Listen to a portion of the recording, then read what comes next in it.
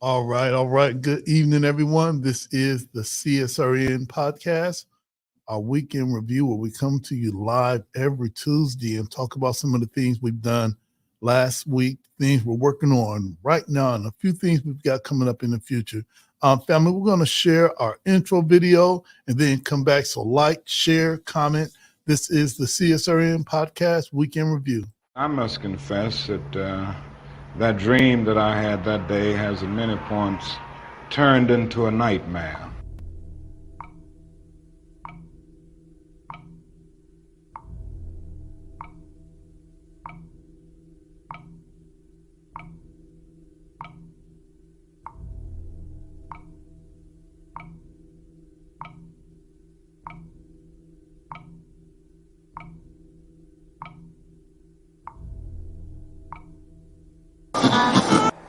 Now, the other thing that we've got to come to see now that many of us didn't see too well during the last 10 years, that is that racism not guilty is still alive in American society and much more widespread. Broke his neck after Baltimore police. A handful of protesters, a handful of criminals and thugs who... Many in moments of anger, many in moments of deep bitterness, engage in riots.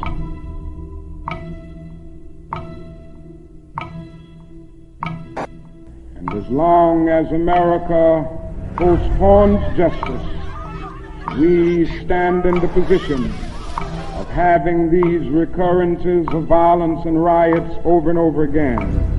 Social justice and progress are the absolute guarantors of riot prevention. Mr. Gray's death was a homicide. The Negro was freed from the bondage of physical slavery. The athletes marched onto a stage. But at the same time, the nation refused to give him land to make that freedom meaningful. Freedom without land to cultivate. Freedom and famine at the same time. and create jobs for our people. Negro is to be free. He must move down into the inner resources of his own soul and sign with a pen and ink of self-assertive manhood his own emancipation proclamation.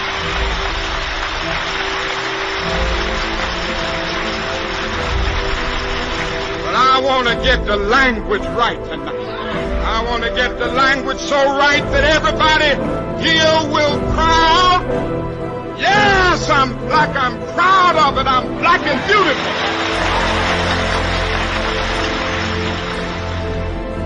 Individually, we are poor when you compare us with white society in America. We are poor. Collectively, we are richer than all the nations in the world with the exception of 9. That's power right there if we know how to prove it. We begin the process of building a greater economic base. And at the same time, we are putting pressure where it really hurts. We don't have to argue with anybody. We just need to go around to these stores and to these massive industries in our country. Say, God sent us by here to say to you that you're not treating his children right. We come by here to ask you to make the first item on your agenda fair treatment where God's children are concerned. Now, if you're not prepared to do that, we do have an agenda that we must follow. And our agenda calls for withdrawing economic support from you. We mean business now, and we are determined to gain our rightful place in God's world.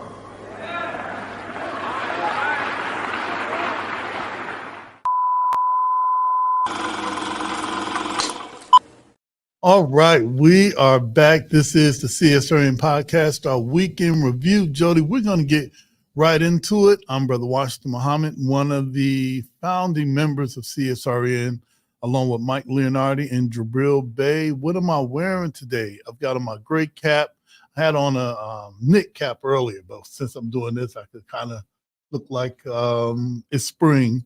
I've got my a purple sweater, purple shirt. I don't know what was going on today. I've got Purple my beads. royalty. Yeah, I got my beads on. I can't remember which side of them I'm looking at.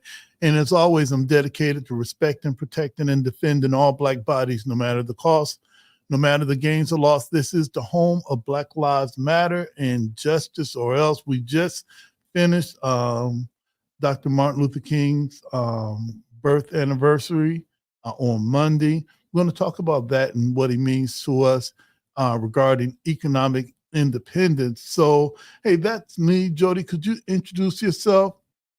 Then we're going to get right into our mission statement, guiding principles. Then we're coming right back with Anika. Oh, bittersweet day. But we'll talk about more of that later on. What's up, everybody? Jody J. Summers, child of the system, better known as Spoken Truth. I'm the treasurer of this wonderful organization. Also the, I guess you could call me the polymath of the organization, writer, author, illustrator. Oh, I'm like, yeah, well, whatever that is. That yeah. always messes people up, but I'm going to keep saying it. It's going to be thrown into the history of people again. So what a polymath is somebody, a jack of all trades. Okay. All but right. It got diluted down so much to where it became master of none, but really it's not bound to one. Okay. So, again, I'm a filmmaker, actor, director, illustrator, writer, creator, poet. I cook, I build, I run organizations. So polymath. And you got some stuff coming up too. That's right. I got some stuff coming up that's going to be bittersweet and everything like that. But we're going to talk about that later. All right. Just, for those of you out there listening, we thank you for coming back to us every single week. This is our 4th year. Absolutely. Not season. Because see, we go 365. The only time we take off is for community stuff that is important. So we're not recording this and then coming back 6 months later. No, that's not a bad idea. All right. Oh man. All right. Spoilers later on, but right. So this is us. This is kind of like part of that thing, you sacrifice of your life to say, I can't do nothing else. This is what I do on that day, unless something, and we'll talk about it later, comes up. But for those of you listening out there, because not only can you see us visually on Facebook Live and YouTube Live and stuff like that, but we're on Spotify. So you could go back and watch the hundreds of shows we produced over these years to, listen. Okay. And because of that, I am a big brown bear of a man that is covered in tattoos and crystals and stones and gems and bones and things from living life freely. Doing me, that's just kind of built upon itself. The things you see on me aren't just things that I went out and bought.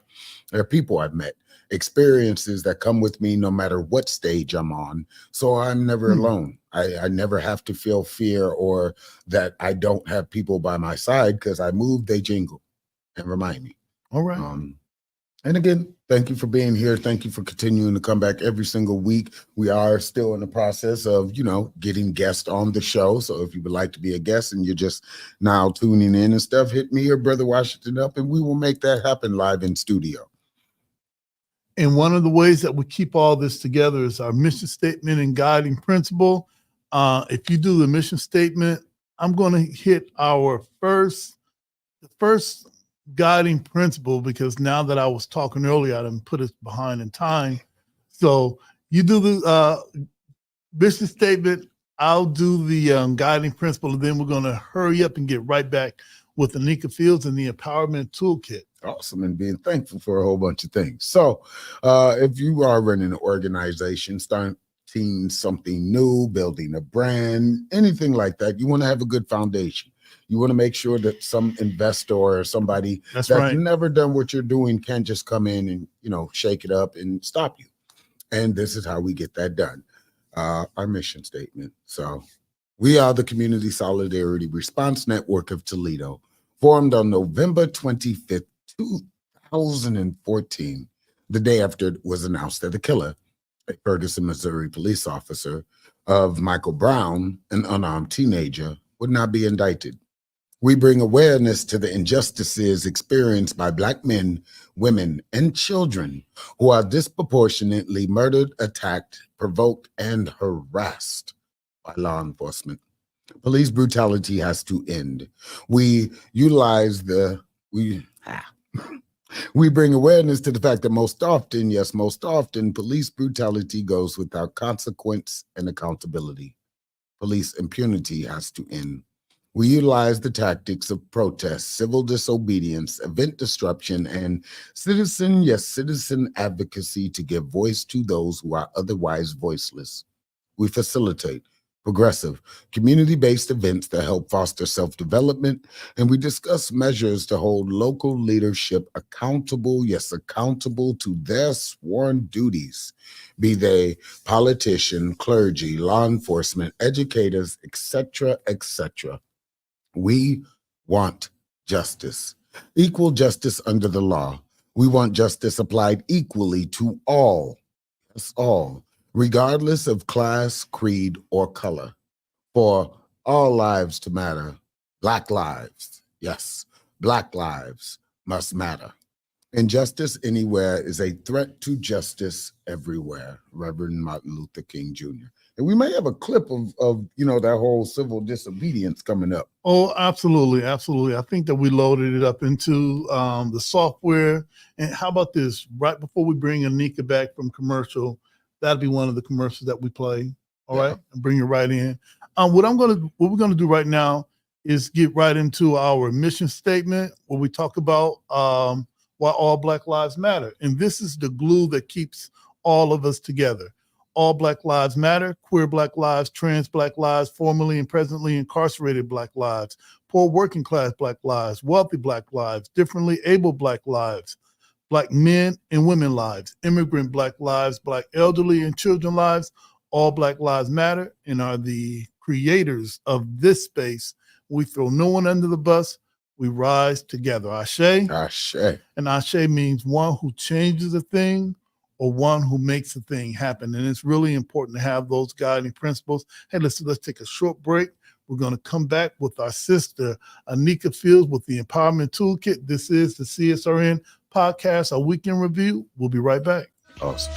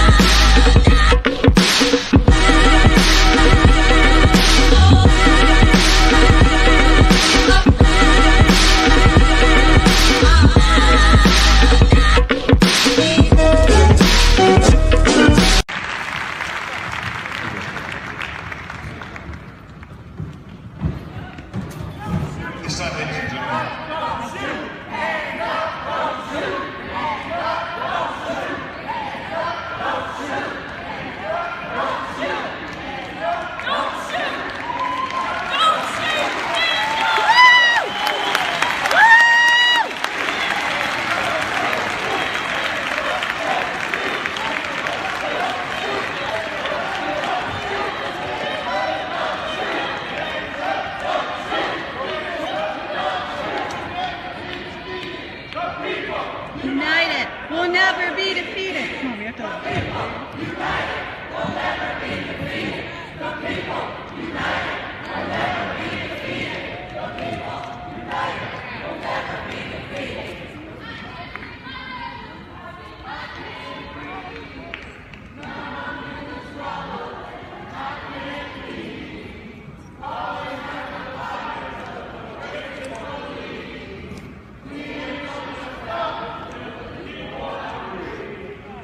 Thank you so very much for sharing your opinions today. We thank you for sharing your voice. We do believe in expression.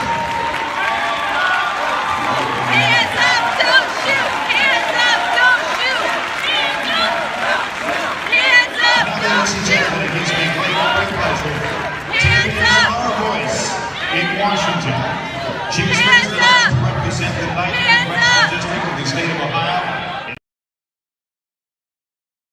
All right. beautiful to That see. is the celebrate the Dr. King celebration here in Toledo, and we disrupted that. That was 9 years ago. Yes, sir. That was an iconic picture from someone took that picture. I'm not going to give them the courtesy, so I'm going to say somebody somebody took that picture. Hey, listen, we really need to get Anika in the studio. She's in the green room. This is our comrade, the one, the only Anika Fields in the Empowerment Toolkit. How are you doing? And Happy New Year. Toolbox, Empowerment Toolbox. Oh, And yes, I see, am. Jody, okay, it I says right thought here. about it. I thought about Toolkit because it does have a nice little ring, but No, I like Toolbox because that's what it is. all right. Well, thank you so much for having me on again. And I'm doing great. I'm happy to be here with you gentlemen this evening. Happy New Year to you guys as well. Happy Ma- Happy Martin Luther King Jr. Day. I know it was just yesterday, but I'm still going to acknowledge that as well, probably That's for the right. rest of the month. That's right. I'm just saying. But yeah, happy to be here. Happy to be here. All right. And as always, even though you are virtual, everybody wants to know who you are. What are you wearing today? And what are we talking about? All right. Well, I am Anika Fields again, and I am joining you virtually. Wish I could be there in the studio with you, but couldn't make it there tonight. But I'm wearing a gray long sleeve shirt because our Ohio weather is Ohioing. And That's right. got on a blue pair of pants to go with that. Kind of just a little laid back today because I had to take that snowblower out. So that's just, simple, plain, and here today. Well, I wanted to ask this. We got through the holidays. We got through New Year's, and when we talk about the Empowerment Toolbox, what are some of the things that people can do to de-stress themselves? Because even though the holidays are over, a lot of people are still feeling a lot of anxiety. What are some of the things that you do or journaling can do to reduce that? Well, actually, into that, the reason I'm here, what I'm going to talk about today, we are always in sync because that's exactly what I want to talk Oh, about today. awesome. Is not only gratitude, but how to use gratitude to how gratitude and the use of it and the practice can help you counter stress. And I have a nice, well, I wouldn't call it nice, but I have a very relevant anecdote that happens to align with the guiding principles and the whole, and part of the reason that CSRN is here helping folks like me and our community and That's right. everyone, and have some information about my own experience to share about gratitude journaling, using it for a different purpose. So I have posted in my background here my journal, which is the 30 Days of Gratitude journal. And the purpose of me creating and sharing this journal with everybody is to help people be able to learn about and use the strategy and technique of journaling to help change your mindset, to help you be on a more positive uh, mindset journey through the use of gratitude. Many studies have shown how powerful writing down in a journal or a notebook or a piece of paper, sticky note, or even envelope, but just writing down at least 3 things per day that you are grateful for, how that impacts our brain, which then impacts our mood and our emotions. So I, like other people, learned, was tested during COVID, and I had to develop some ways and find some strategies and techniques to be able to help me cope with the stress and everything. And excuse me, but Okay. what I found especially useful about gratitude journaling in the recent days is how that helps me to bring down my stress level. Um, I had an unfortunate encounter where, as a law abiding citizen, I needed to contact our local police. And I was met, even though I was not the person that committed the crime, Right. other than having brown skin, um, which is not a crime, and but we're treated that way, obviously. And this officer responded and was so very hostile from the beginning all the way through the end in this interaction with me. And after that interaction, well, let me go through just a little bit of how I felt with it. Okay. The stress that I was experiencing was increased because this was an officer that kind of exhibited some concerning behaviors. Hand was right there by the belt. He was very nasty toward me, and it was almost like he was looking for some reason. So I'm trying to focus on being incredibly still, being respectful, and just trying to end the encounter as quickly as possible.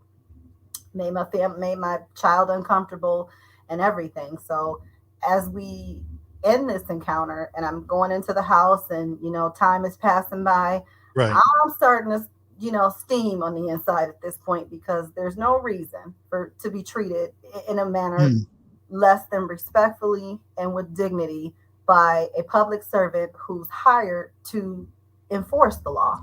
And That's that right. was being asked no more than to just do that. So after a little bit of time, I actually, and only because I've been doing this with my son here recently, when he starts to go down that negative thought path, I tell him to name 5 things real quick that you're grateful for, and it's amazing how it just changes his demeanor and his mood. So I kind of had to pull myself into that process last night after this encounter with this officer, and I found myself going to my journal and writing down again. Okay, what are 3 things? What are 5 things that you're grateful for? And I did notice that when I wrote those things down, it really did change and help me start to decrease some of those symptoms of anxiety and those symptoms of stress.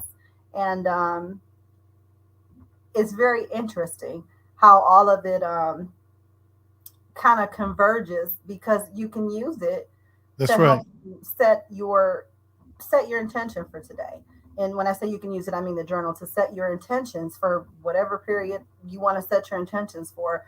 But I cannot say that I've really used it directly or immediately related to a stressful situation or some stressful stimuli. So I had that experience just a couple of days ago, and it really helped me to kind of refocus and to calm. So as to your question that you asked a little bit earlier, as you can see, I gave you guys a little sneak peek of a couple of the pages inside of the journal for those who That's haven't right. had a chance to look at it yet. And I'll try to move my head over here. But writing those things down, setting your attention, focusing on your strength and focusing on what you want to see more of the following day, not only helped decrease my stress, but it gave me a level of empowerment because it said, okay, you can take your thoughts captive. You are control of the way your mind goes, and you can do something positive with this. You can actually ignore the behavior and move on to address it in a proper way. I didn't want to let it eat me up all night, because I was steaming. I was upset at the end because I'm, yes, sir, no, sir. How are you, officer? And, it's just, it's not fun for you to be treated like that and for you to be put in a position where you feel like you need to wear a bulletproof vest because of somebody who is responding with a bulletproof vest. But that is another way that gratitude can help and specifically reduce your levels of stress, but also to kind of help you just reframe your thoughts and think more positively overall. Are there going to be any further actions that you're thinking about right now regarding the officer and in holding that officer accountable for how he performed professionally or unprofessionally? Absolutely. The great thing about all this is the whole encounter was caught on my home video system, so it's going to be interesting to see what the response is. And I pulled it off as quickly as possible and sent it a few different places as quickly as possible. So the answer to your question is absolutely, because living in this skin, you see these things, and sometimes people get a little complacent and they start to be okay with accepting them. But I'm not. I never have been. I recognize at different points I need to seek help. I recognize at different points I need to take a break. But at the end of the day, this is a situation that absolutely, I just learned not very long ago about the prospect of filing a grievance with an officer's insurance company. I've never done that before, but I'm getting ready to figure it out. I'm going to have that experience. Okay. So, yep, I am placed a call to an attorney today to get a quick consult on the best approach, because several things were wrong. I asked for a supervisor. I was just absolutely treated awfully for no reason, and he drove away, and the people who commit the crime, he just let them sit there. And it is one of those things where it's unfortunate that you have to deal with it, but I don't have to sit back and be a victim. So, right. And you're definitely not alone. So now that we've heard, we're positioned to assist in the way that we do, however you want. So make sure you keep us in the loop if you don't mind.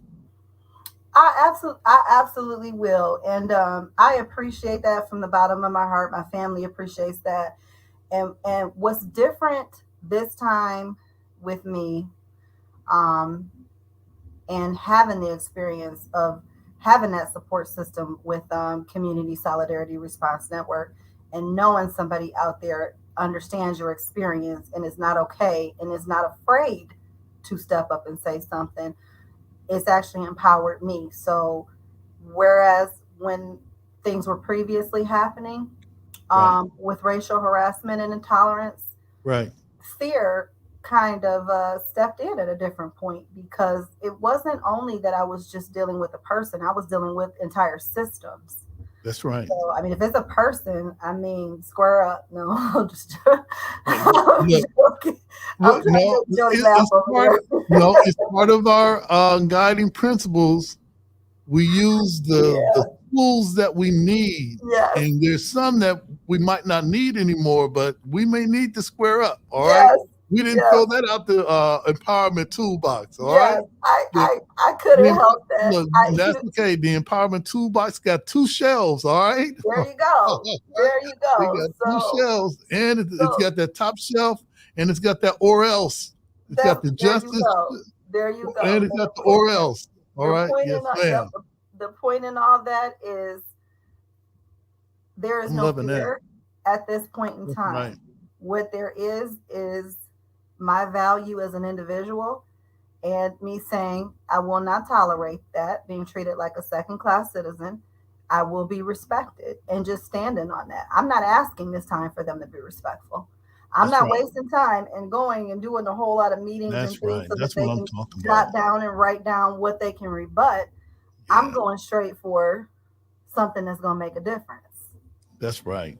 And that's just what it's going to be that time. But before I could even do that, to be able to have the presence of mind is something that I'm grateful for, to step back and say, hey, take care of myself emotionally first, which was refocusing and reframing what I was thinking, and even looking at the good things about, what happened. I'm not a victim here. I'm a victor. I have the opportunity to do this. I have the aptitude to take this course of action. I don't have to just sit here and fear. So gratitude is very powerful. The practice of gratitude is very powerful, and I'm on as much as I'm able to be on, because gratitude is just like a muscle. You need to exercise it in order for you to see any sort of changes, strengthening, or impact, you got to exercise that muscle. You got to practice it. And even if it's just saying it, even if it's not writing down, although the studies are really strong on that brain and writing down things connection, which I'm sure Jody can speak about, is it's amazing. It's life changing. It can help you to be able to make sure you have yourself grounded and have yourself in a place where you're able to do this type of work and you're able to stand up for yourself and others. Yeah, it's I don't know, you'll probably tune in later, but today's poem speaks so much on that. It's gonna hurt, but life. See how we always, it's just always aligned. I love it. I absolutely love it. Okay. That seems like that line just go right by me. All right. But I'm talking about all of us. Oh, okay. All right. Just toss me. Do me. That's a mercy toss in. Yeah. All right. Well, it's something I'm learning. That's what's up. In everything. We are all the main characters in our story. Everyone else are side characters or plot or important. That's right. But at the end, you're the main character. And guess what? They're the main character in their story. And if you try and mess that up in in any way, you're going to mess up your life. Okay. Y'all must have talked before. I'm like, hey, wait a minute. That's an awesome way to look at that, because it really is true. It really is true. And I think, when you function in survival mode, no matter if you're female, no matter if you're male, when you function in that mode of survival, you are not thinking logically or rationally. So when somebody tries to change the narrative to your story and they're strategic at what they're trying to do to you, you can spend a lot of time spinning your wheels trying to address the narrative that they created, when the fact of the matter is that's their story. So it doesn't matter. Don't even waste your energy. It's just not going to matter. Whatever story they create is going to be their story. So if I have to be the villain in somebody's story, I am learning how to be okay with that. Well, I've got group therapy tomorrow. I'm going to be the facilitator. So if there's anybody out there that may hear me talking about that main character thing, hey, I made it up. All right. I made it up. We'll edit that part out. All right. That's fire. That's fire. Anika, we really weren't talking about gratitude on our podcast before you came and talked to us about that. Who was it that talked to you? How did you come to look at gratitude like this? That's a really good question. So I would say it was a combination of being inspired. I have a friend who also does work with journaling and gratitude and different positive affirmations and things along those lines. So she kind of gave me some exposure to it. But I also, because I was going through a lot of stress and I felt like I needed to find a tool to put in my toolbox to help me better cope with some of the things going on, like, COVID and racial harassment and systemic discrimination in different systems or abuse or anything like that. I tend to be, I like data, I like information, I like proof. So I kind of started searching and see, okay, what is something that I can do that's going to help me to be able to get myself better grounded or be able to train my mind to focus in certain ways. I noticed, being in a funk at different times, and I noticed, just being in areas where that seems like a normal thing. So I wanted to see what was out there, and doing research, what came up was the practice of gratitude. And I started looking at it like, okay, yeah, I took it seriously once I saw data behind it. Before, I've heard about it, but I've never thought anything about, writing a journal or anything like that. I had all kinds of very interesting thoughts about that. But once I looked at the data on journaling, I figured, it didn't hurt to try, So even if you That's don't want to great. call it journaling, even if you want to call it writing your notebook, whatever you want to call it, try it. Right. Try it, because what else do you have to lose? Right. We've got one question before you go. On Monday, I guess yesterday, we celebrated Dr. Martin Luther King Jr. And at CSRN, we do this week in, week out. So, really nothing new. So our question to you regarding Dr. King, how important is economic independence to you? How important is economic independence to you? So that is very interesting again, because I just had this conversation with somebody about 2 days ago. Okay. And it is critical because as a group, it means economic independence means power. That's right. So if you are dependent on others and not in a position individually or not in a position as a unit, as a group, as a culture, as a race, you are dependent on whoever is, because that's who has the power. So it's critical. And I think I even had a little bit of a conversation with you in text where was kind of leading to that, but we didn't get there. But I was like, sometimes I get so frustrated. I'm thinking about moving. I just want to move to another country or move somewhere, find somewhere where we can bring like-minded people who just love people because they're people, and build our own systems and our own structures, because that's the best zone. We can have any initiative that we want, and many of the different initiatives and focuses and things we have are pretty amazing. I just think that focusing on fortifying economic independence within our people, that's when we're really going to see movement. So, all right. Rapid fire.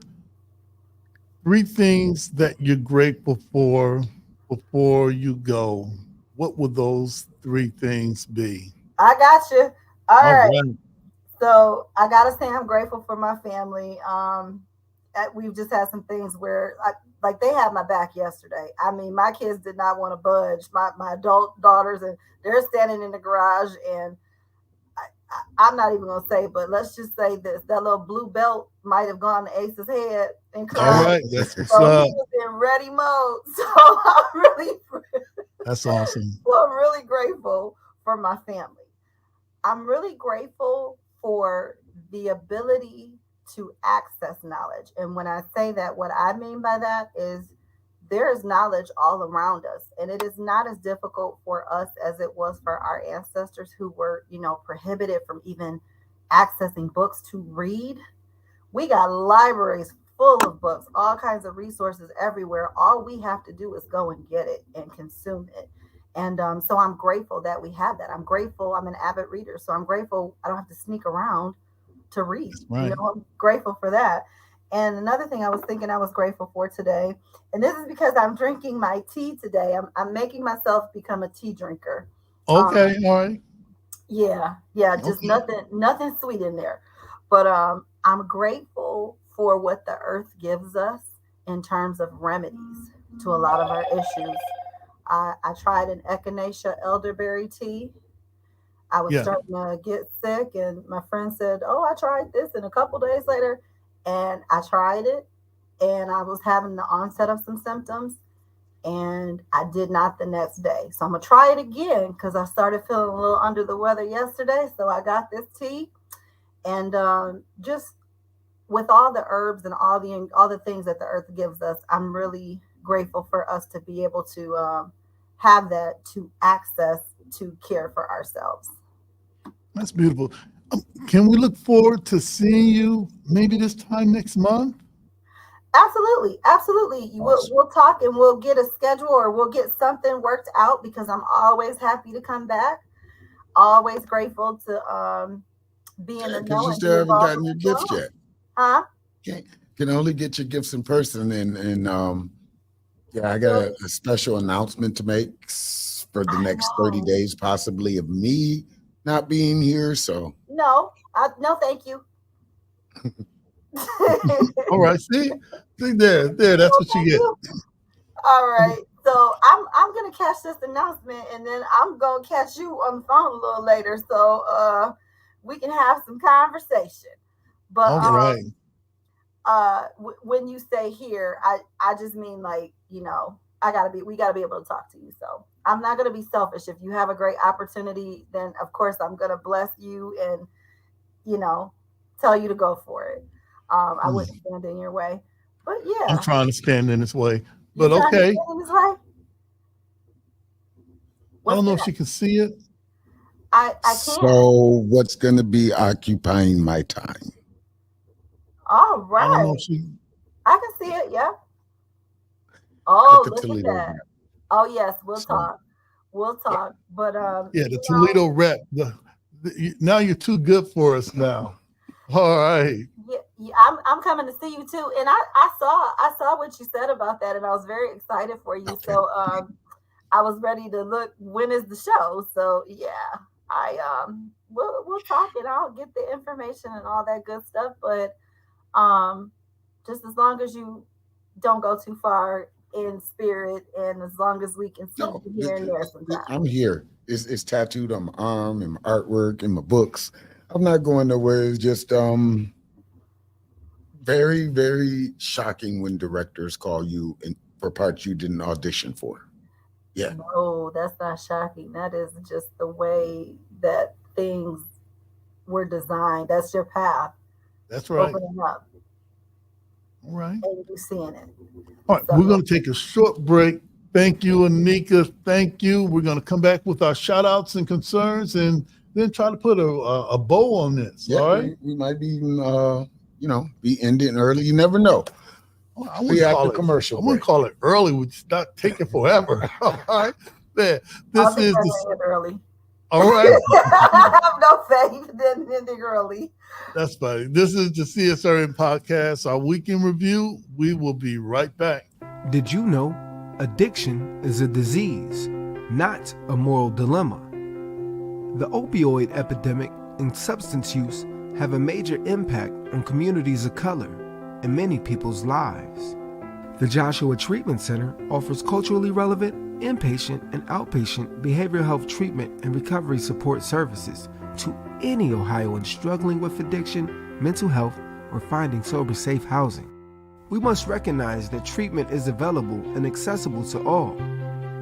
If you are in need of treatment or want to find out more information, you can call 1-888-728-2713 to talk to someone or schedule an appointment.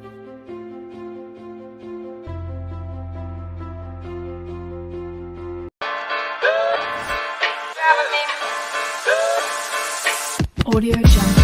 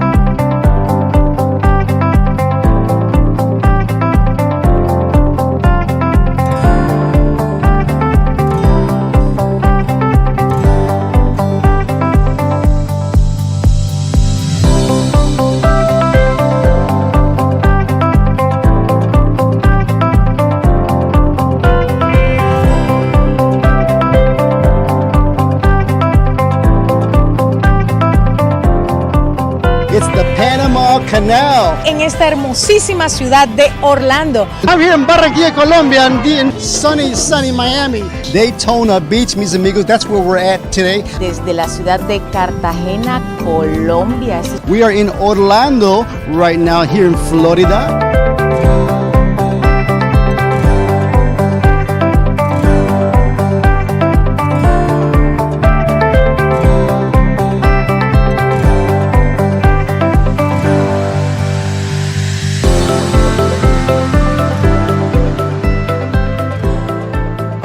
I'm Helene Sheets, Director of Marketing and Communications at beautiful Lourdes University, and we've been a proud sponsor and supporter of Voces Latinas TV for over a decade.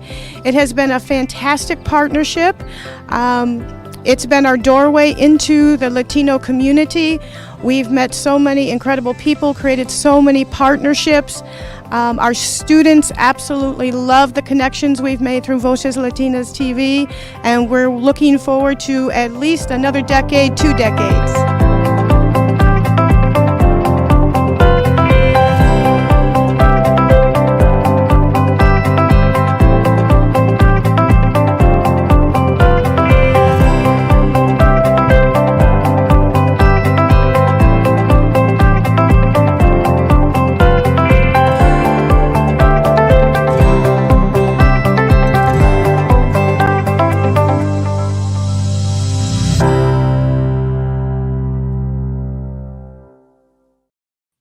All right, we are back. This is the CSRN podcast, our weekend review, where we come to you live from the beautiful Mott Branch Library, and they always lay out the red, black, and green carpet for us week in, week out. And as always, whenever we have a special guest, or not a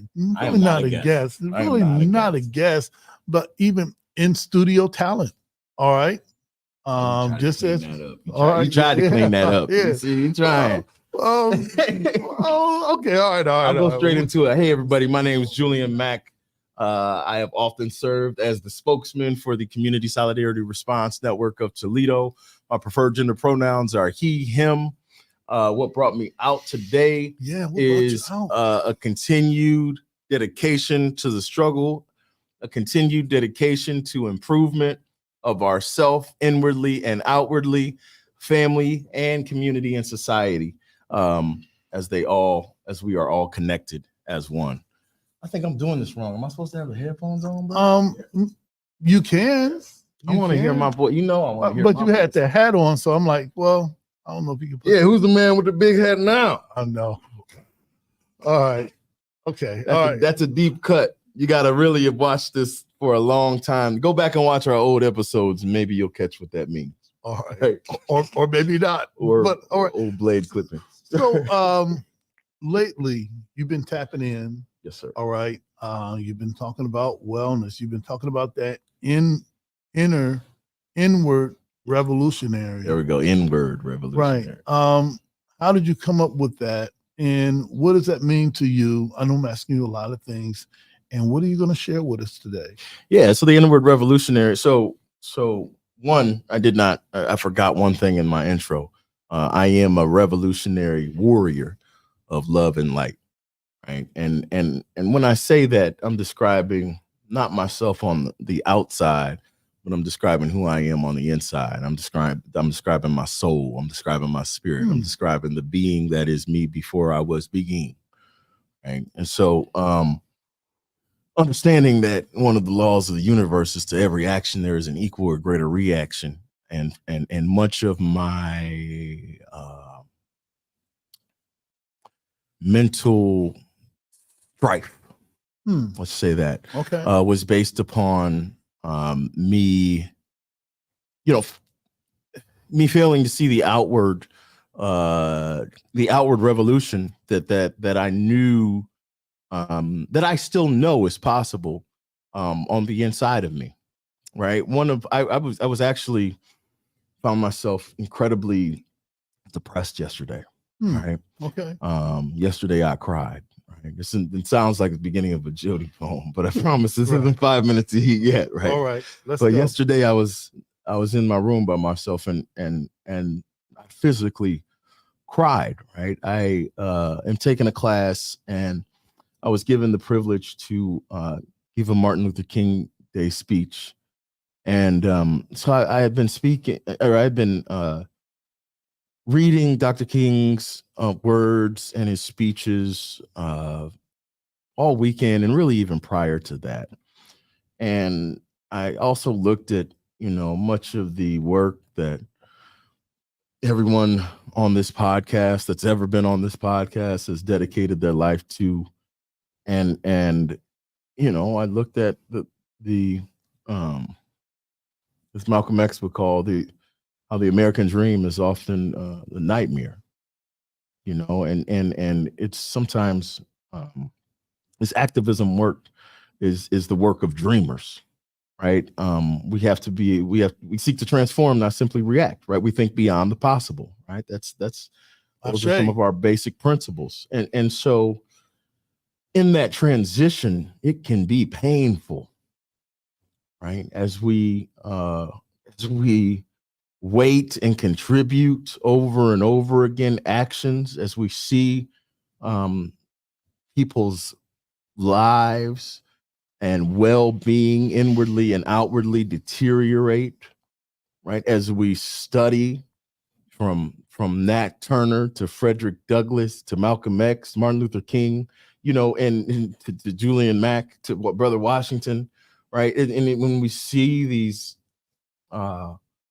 reoccurring themes over centuries, and we see the way that white supremacy morphs and changes its mode of operations, yet the overall function remains the same and as pertinent in society, in our Western world, and in American society as it has always been. Yeah, yesterday I cried. Absolutely. And even just thinking of my sacrifice, not even going into the life sacrifice that Dr. Martin Luther King made. It's when you take this seriously, it can be a lot on the inward life. It can weigh heavy on your soul and on your spirit. It can weigh heavy on your mind. It can weigh heavy on your emotions. So where is the freedom in that? Where is the freedom in that? In looking at the facts and observing the truth, which should and is supposed to set me free, right? And so being between that proverbial rock and hard place, that is knowing our potential and knowing where we should be in this world, and knowing where we often are placed in this Western world, right? Yet still having the mandate of who I am, being a revolutionary and making revolutionary happen, no matter where I'm at, right? Making love happen no matter where I'm at, making light and shedding light, shining light no matter where I'm at, right? So being in that position, I could not keep reaching outward for revolution. I couldn't reach, Right. So I don't know if that's Maya Angelou or what. It says my arms are too short to box with God. Yeah. Right. I could not keep reaching outward for revolution, for change, for transformation. I had to start digging inward. Yeah. Right. And as is above, so is below. That's right. Right. And to every action, there is an equal greater reaction. So an understanding that I can create change by making change within. Look, that's the key. Yeah, I can create peace in this world by creating peace within. I can spread love in this world by finding the love that always exists within myself. That's right. Within, right? And so and the universe has to react to that in an equal way or in a greater way, depending on what you put out there. Yeah. And so yeah, man, that's how I got there. All right. Well, we're glad to have you here in person, not just virtual. What you talk about, self-improvement, It's the foundation for community development. If we don't improve ourselves, it's a great chance no one's coming to improve us. We could do it collectively, and when all of us get well, when all of us start that process of healing, we change a community. That's right. So even white supremacy fails to exist when we know ourselves and we start moving collectively. We start spending with each other. We start having our own schools, our own businesses, our own hospitals. What they saw in Tulsa, what they saw in Rosewood was just that prototype of peace. Every other community experiences that. You could drive to a part of Toledo where there's nothing but Spanish businesses. Or if we travel to another city, there's nothing but Korean language or or any others. So that's something that we've been deprived of. We've seen many of our leaders. We talked about Dr. King. At the later stage of his life, he started to break it down how economics affect us as a people and how that collective and those collective economics or cooperative economics affect us on a great scale, but it starts with us being well. You've got something there. Yeah. And let me just add this one last thing to that, right? Like how do I say this?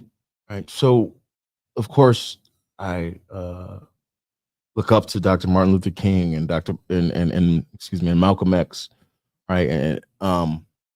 And sometimes it feels like, because I'm 39 now, right? And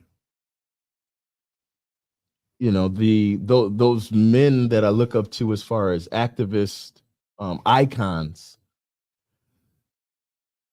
didn't make it this far, and so there's a, as I study, understanding that there are far many more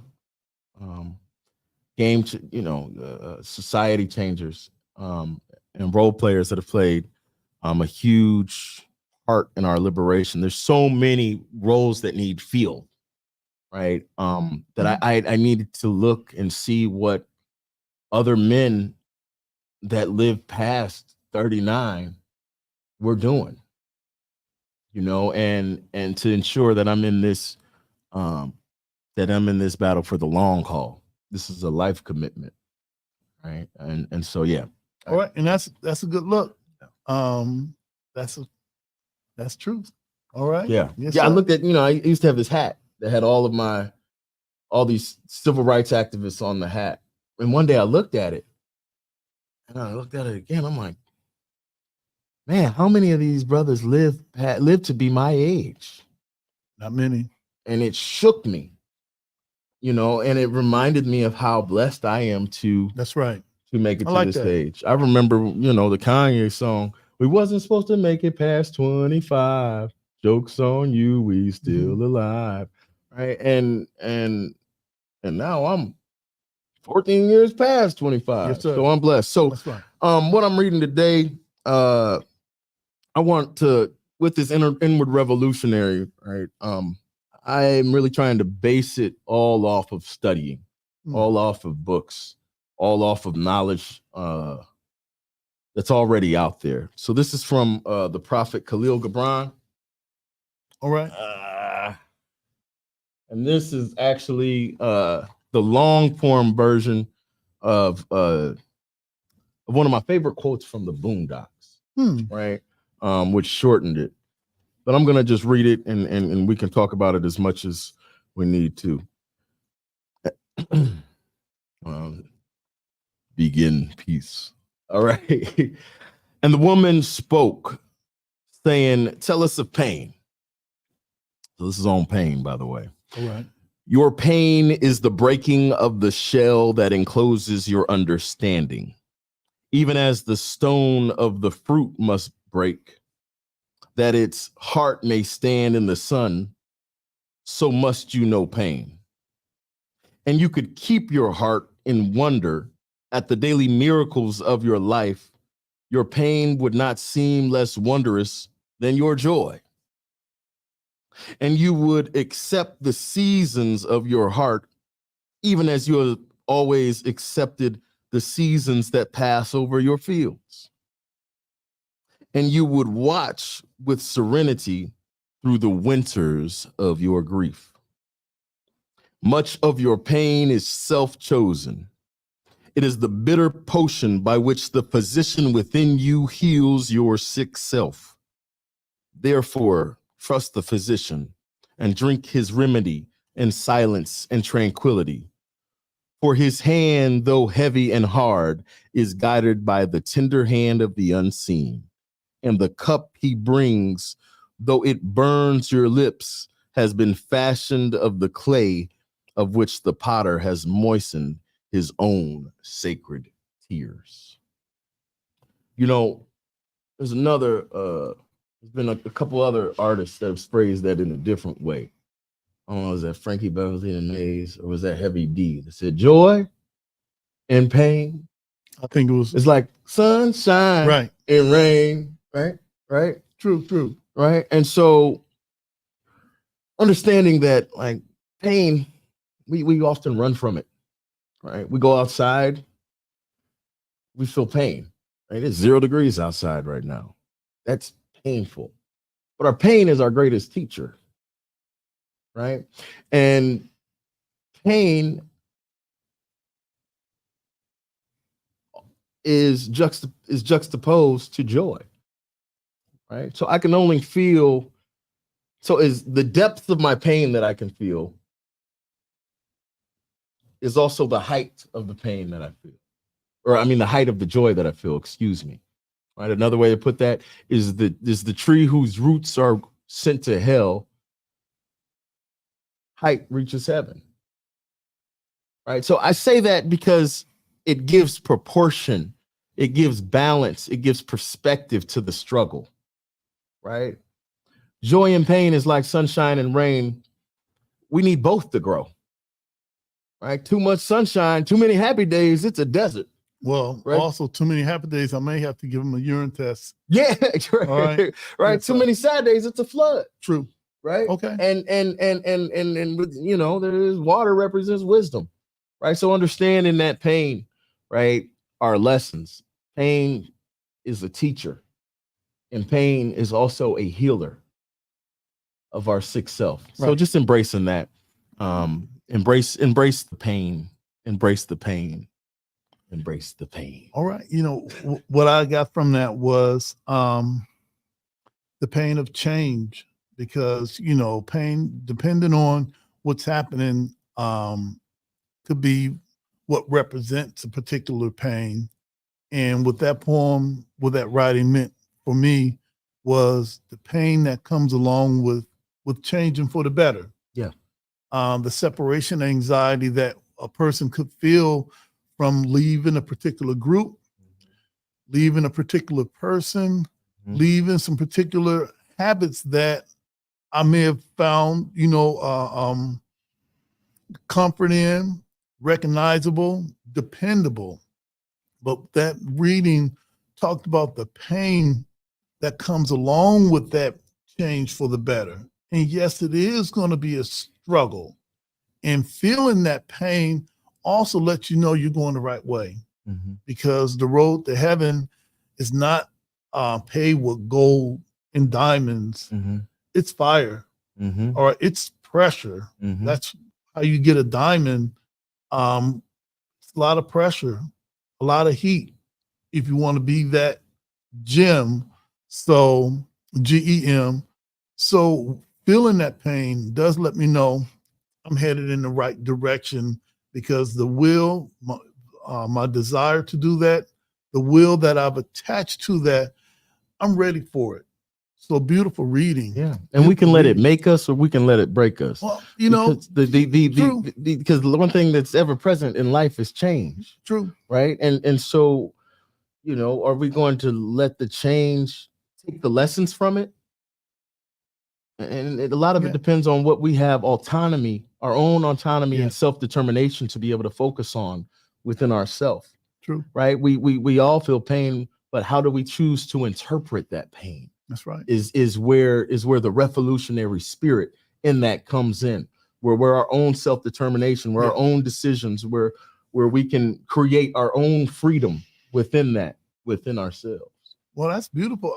And lastly, taking those journeys, sometimes you may need a guide, someone that you can trust to assist you through these uncharted territories that we're going in ourselves, because we know where we want to be, but I've never taken that trip before. So sometimes I take a guide with me. Sometimes I may need to put on my moral GPS just to make sure I'm headed in the right direction and I'm getting off at the right exits, that I'm not just circling around. So the journey's beautiful. I don't take my journeys alone. There's some that I may have to walk alone, but I'm sure I'm going to meet Julian a few blocks down the road, and we could walk that journey. Hey, together. what up, brother Washington? Hey, I didn't know you was out this way. Yeah, you going to the same place I am. All right, peace and love. All right, yes, That's sir. right, that's right. All right. Hey, listen, we're going to take a short break. We're going to come back with Jody. We're going to be our shout outs and solutions, and then we're going to wrap this up. Oh, before we go, we asked Anika Fields. She has the Empowerment Toolbox. If you can tell us, Dr. King's birthday was yesterday, or we celebrated it yesterday. What does economic independence mean to you? Woo! And we only have in 2 minutes. Economic independence. What does economic independence mean to me? Oh, hey. Minute 50 seconds. Black capitalism won't save us, right? I believe that none of us are free until all of us are free. So I do believe that there are actual steps we can take for the rising tide to sink all ships, right? So in short, I do believe in a certain type of socialism, right? I do believe in the communal spirit, right? Which many of our ancient ancestors adopted, right? We have adopted in this Western world, somehow we've got the game flipped all wrong, right? Where we've taken on, as Dr. Martin Luther King said, rugged individualism, right? And so when we've always been a communal people, right? It's always been about the village for us. Yeah. It's never been about the individual. That's right. Right. And so understanding that. So as I round this corner with about 50 seconds left, right? Understanding mutual aid networks, right? I've been dressing pretty fly lately. You have. You know what I mean? But guess what? None of my entire outfits cost more than $25, right? I've been frequenting the Goodwill, right? I've been frequenting, you know what I mean? Places that reuse shops, right? Understanding that our struggle is internationally connected, right?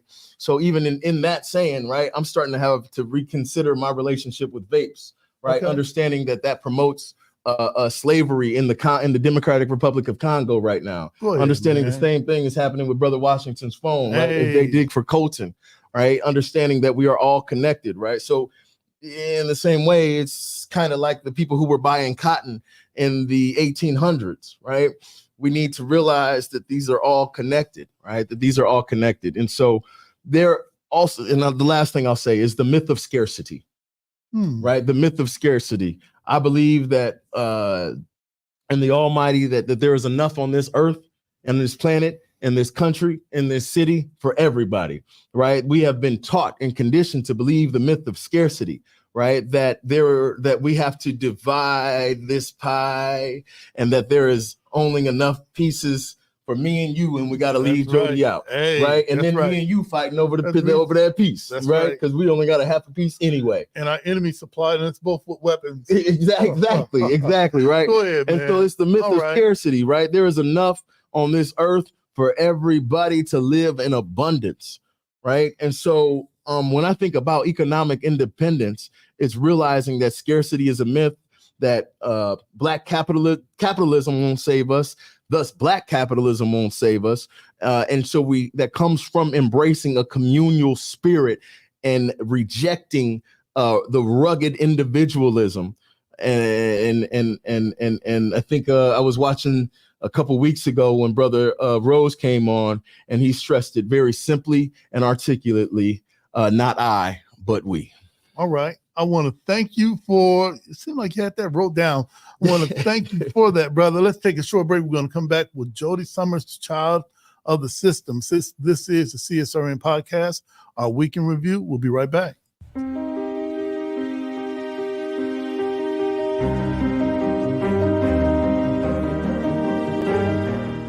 Now you can get the same uncompromising truth you've come to expect from the Final Call newspaper on all your connected devices. Subscribe to the Final Call digital edition today. Go to subscribe.finalcalldigital.com.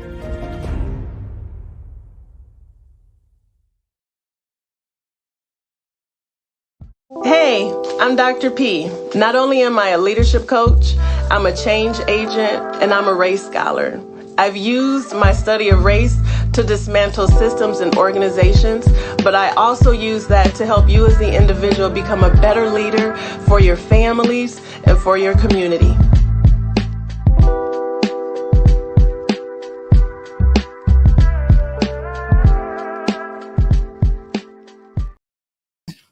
We are back. Let me get my stuff on. Man, it's crunch time, Jody. This is CSRN podcast. We just heard from our brother, Julian Mack. All right. Bless the studio today. Be it the will of the universe. We may have him virtually next week. You never know. You never know with Julian anyway. I think most of y'all know that anyway. Hey, listen, let's get into some shout outs and concerns, some of the things that you think that we need to be up on. And then I'm going to give a short talk on the King celebration at Frederick Douglass, which was very important. And I'm going to talk about that briefly, why.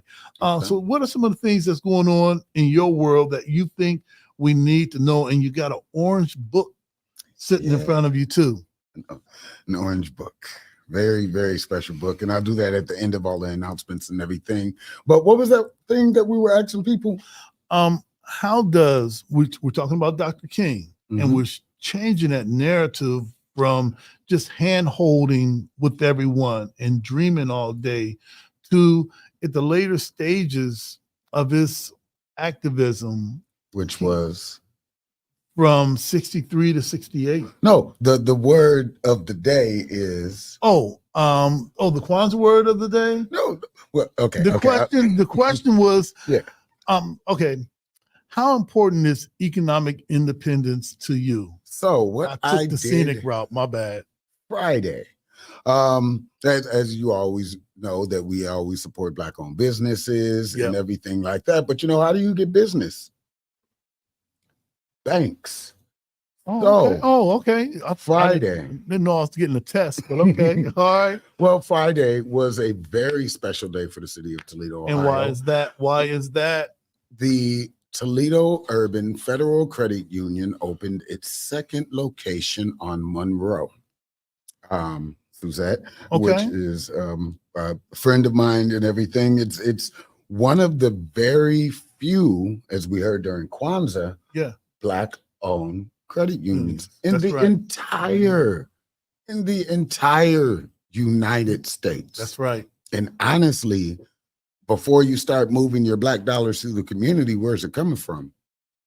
Your bank. So if you're banking with someone that is not you, you're already starting off wrong. You're doing it wrong. All right. So we are very happy. I'm a member. Our organization is a member. And I'm a member. And you're a member. There's also a possibility of Little Birdie might say that it might be a number 3, but I ain't gonna talk about that too much because That's all that stuff. So I'm gonna answer that real quick before going into. But besides the bank, thank you for everybody that liked. I think that's up to almost 400 individual likes and thousands of comments and stuff. It's good to have a camera phone. I need to see if you I might like have. it. Okay. But it's good to have a camera phone to be there before the news and everything like that. So I'm very happy to see the turnout. But on that, my idea of economic Independence. Why is that important to you? Because, you know, it's things you leave down to future generations. Owning yourself. Like, because a lot of people have seen me evolve over the years with my hats, my shirts, my wristbands, and everything. Everything I produce is me. My sister was asking me about the storm and it being bad. I shop like twice a year. That's it.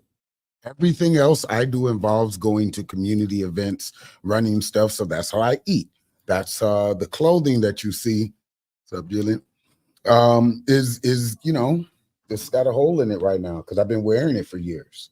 I live under the presumption of I don't need nothing new if it's not broken or torn or disabled. So as much as I wear the shirt that I'm wearing today is because of an organization. 90% of my clothing, I mean, people don't give pants out and stuff and socks and undergarments, but a lot of my stuff, the shirts that you see is because I went to something. Yeah. Because I was a part of something, because I did something.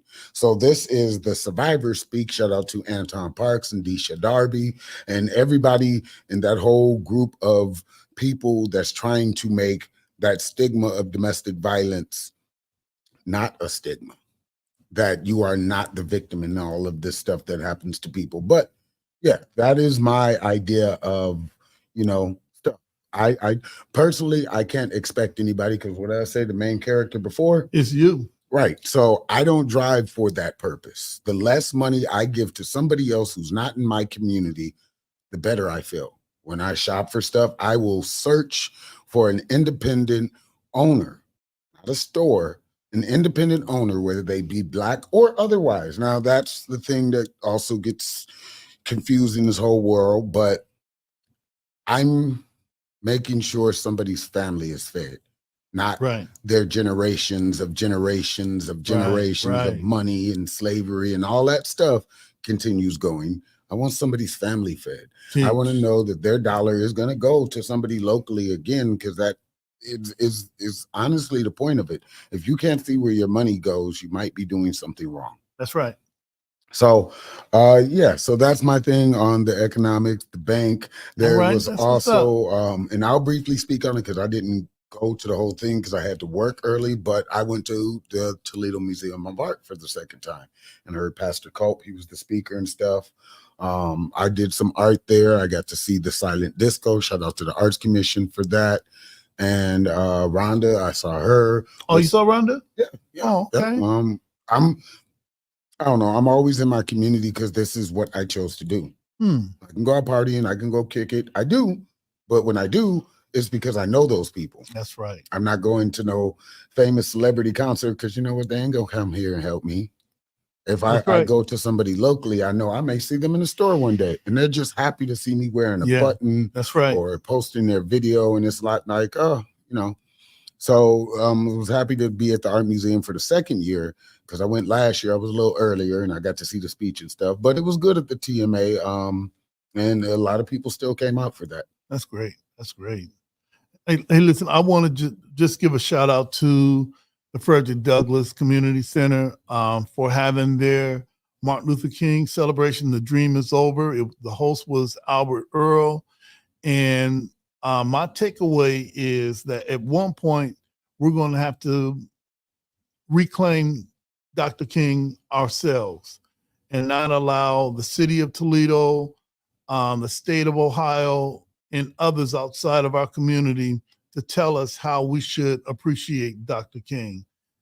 It was beautiful to see everyone there listening to the part of Dr. King that people don't want us to know, which was to boycott, which was to redistribute the pain, which was to withhold our economic support for those who care nothing about us. And our brother Nuri Muhammad, one of the student ministers of the Nation of Islam, he said this: we are the only people that will blame white people for 99% of our problems and spend 95% of our money with them. All right. So it's that part. And if a people are oppressing you, then our livelihood, our dollars are their lifeblood. Yep. You don't see people breaking their backs to spend with us. You see, everyone has that idea of group economics that they spend with themselves. So I was glad that the Frederick Douglass Community Center, Reggie Williams, Albert Earl, and the board of directors chose to talk about Dr. King as he should be talked about. So shout out to them. And if you can pick up this week's edition of the Final Call newspaper, let me put it up there right now. We're waiting for the Final Call truck to get to Toledo right now. Dr. King in Context. Our former slave masters and their children will always portray Dr. King as that person that only had a dream, only wanted to hold hands, and only wanted to get along. When Dr. King told you that, he feels that he's integrated into a burning house. So he stopped believing the hype of those who were telling him, this is how you do it. This is what you don't talk about. Don't talk about the war. Don't talk about international issues. Don't talk about economics. Just hold a sign. Kumbaya. So, kumbaya. Right. And that's their playbook. They don't even play by that playbook, but they expect us to just hold signs and practice what they call that white non-economic liberal agenda. Yep. Well, they got military vehicles, pepper Yeah. spray, wooden balls, and Yep. we've seen it happen All right. in 2020 now.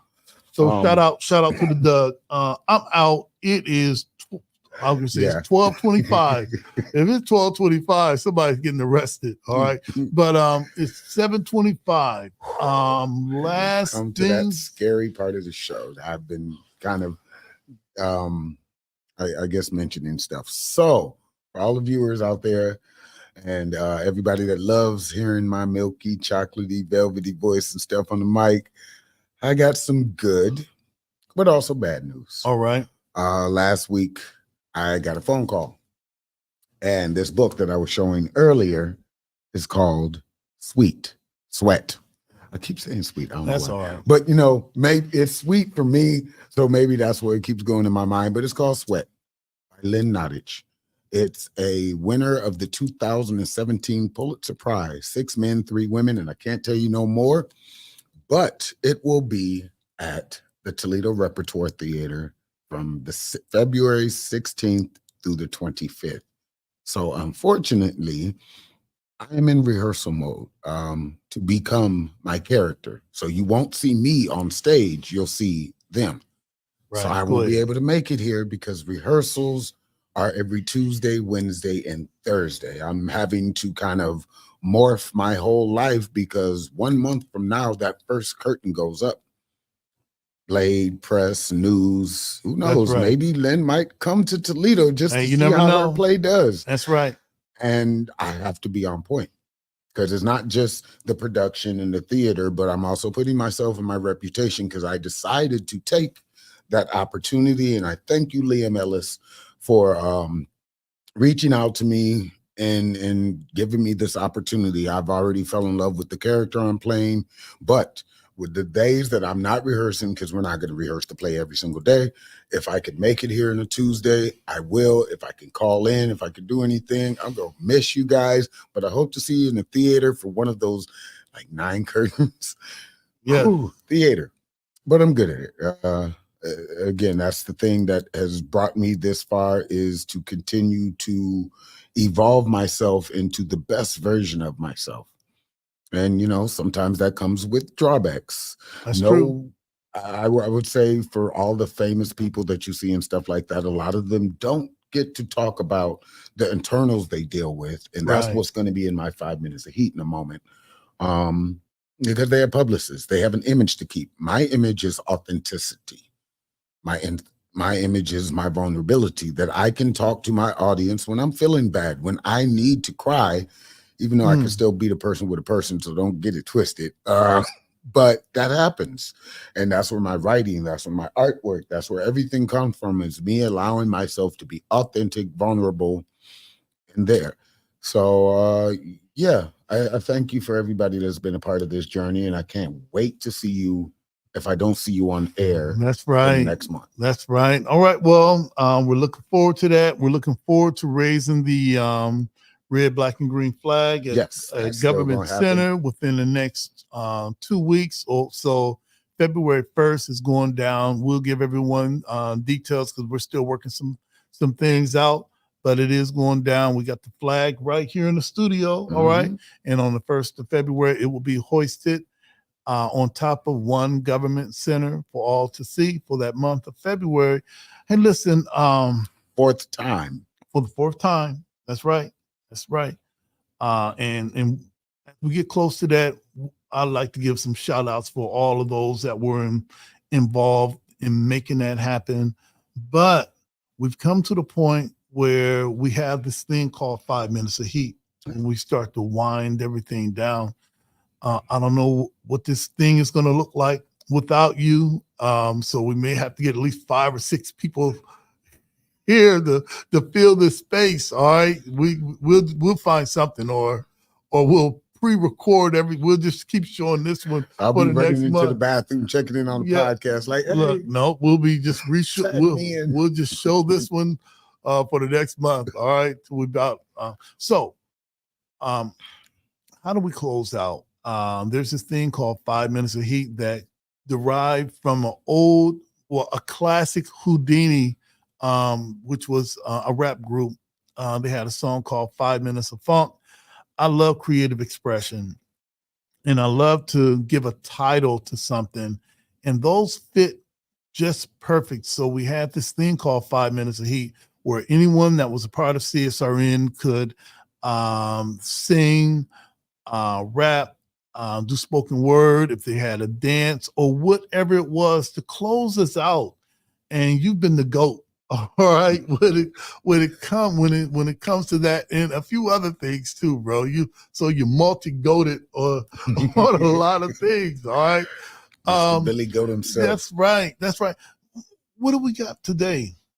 Well, today is a piece that came out of me yesterday, thinking about the play and speaking to a friend who, in essence, was letting me know all my bibbly bops and stuff is a lot. And I never think about that because, again, I'm the main character. I see you as the main character. Yeah. And a lot of my life, it's been rough. I was homeless for a decade. I was shot, stabbed, hit by vehicles, done a whole bunch of stuff that the world may never know, but I do. And it kind of came up into a moment of, you're going to see me on stage in a month. You see me doing this. You see me doing open mics or at the museum or something, but you don't see the process in between. Most people don't see the process in between. So here's the in between. It's called Broken. So let's begin. Peace. Still alive, barely living. I've conquered all the things that traumatized me growing up. Taught myself to become prosperous, engaging, productive, self-made in every way that I was told would make me happy.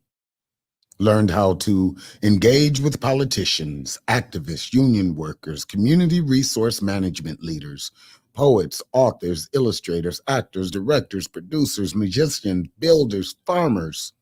And I never turn a blind eye to the places, yes, the places I had to dig myself out of. Continuing to look down to see if there's someone still there, yes, still there that needs a way out. Still alive, but barely living. In the process of doing all of these things, I lost a part of my humanity. Friends, family, in some way, the ability to dream bigger because my reality has become what most people dream of. I don't know how to sit still anymore. Listen without trying to find a solution. So instead of saying, it's going to be okay, I interrupt the conversation by saying there is another way, and validating the person who's trying to pour out to me by telling them to fix it. I stopped creating unattainable goals and just broke barriers wherever I go, making it look like I have it all together.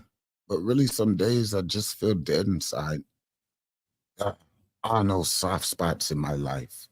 No respite where I can just say, this hurts and I am not okay. because I've become the one that fixes all the problems. The one who's always smiling, the first to call, to text, to pull up, to listen, to offer a hug, and spend their entire lives to make sure your tears aren't wasted on empty ears. Still alive, but barely living. So what do I do now when I just want to be normal? Go back to being ignorant of the needs of the world and blissful, yes, blissful, just to wake up and have nothing to do that day. I create. So hopefully these feelings of unfamiliar emotions don't consume me and leave me spiraling into a pit that no one knows about. Because I'm living. Yes, I'm living all the dreams they told me I would never achieve to make my reality in peace. And as always, we snap our fingers. I think all of us are going to be looking forward to checking out the play Sweat by Lynn Knott. Lynn Nottage. Oh, Lynn Nottage. Yep. Look her up. I just did today. We're going to check it out. We're no going to check pressure. it out. We're going to check it out. That's going to be one of our CSRN activities. Go see Jody Summers in Sweat by Lynn Nottage. At what point do you think the play will be ready to be seen? Oh, it's going to be ready on September. Okay. February 16th. That's our first curtain. So February 16th. That's a month from today. 30 days. All right. 30 days. Okay. Production started in December, but life happens, and I am more than prepared to take on this role. If I wasn't, I wouldn't have said yes. All right. Well, as always, all lives can't matter until Black lives matter. And Black lives can't matter until all Black lives matter. Justice or else.